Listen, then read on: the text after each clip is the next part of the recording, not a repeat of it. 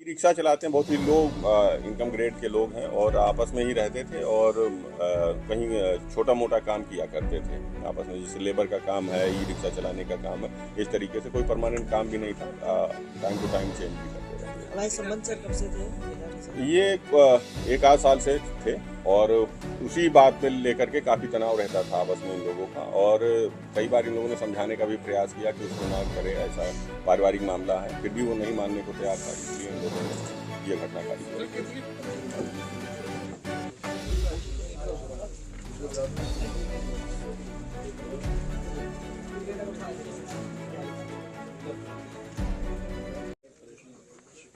Sir 126 में एक body मिली थी, उसको वर्कआउट किया गया है, क्या कुछ प्रकरण था और किस रीजन की वजह से हत्या की गई थी? जनपद गौतम बुद्ध नगर में अपराध एवं अपराधियों के खिलाफ लगातार अभियान चलाया जा रहा है। इसी क्रम में एक डेड बॉडी थाना 126 क्षेत्र में मिली थी, जिसके लिए अलग अलग टीमें बनाई गई थी। इसकी मॉनिटरिंग सीपी मैम के निर्देशन में एडीसीपी और एसीपी के नेतृत्व में की जा रही थी और थाना 126 प्रभारी द्वारा इसमें प्रभावी कार्रवाई करते हुए स्वाट टीम, सर्विलांस और जो बीट पुलिसिंग के माध्यम से सभी को लगाया गया था।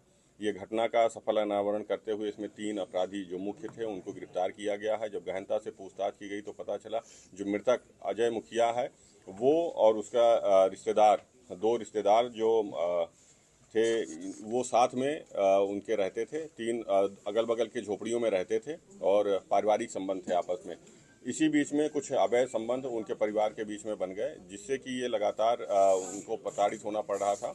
और जो अजय मुखिया लगातार उनके घर पे आता जाता था, उनसे संबंध बनाता था। इसी क्रम में जब इन लोगों ने रोकने की कोशिश की, राम बच्चन और उसके साथी ने, तो ये उसको कहता था कि नहीं, हम संबंध कंटिन्यू रखेंगे। और इसी गुस्से में एक दिन इन लोगों ने बुलाया उसको, शराब पिलाई, शराब पिला करके उसके साथ मारपीट भी किया और राम बच्चन ने उसका गला दबा करके और उसका एक अन्य साथी जो साजन है उसने उसके पैर पकड़े और इस तरीके से उसका गला घोट करके हत्या कर दी।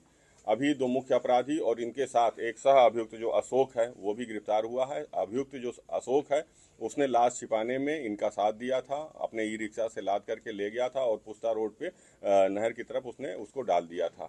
अभी ये बॉडी बरामद हुई इनकी निशानदेही पे और जो ई रिक्शा था वो भी बरामद हुआ है। ये तीनों अपराधी गिरफ्तार किए गए हैं। इनको गिरफ्तार करके जेल भेजा जा रहा है, विधिक कार्रवाई की जा रही है।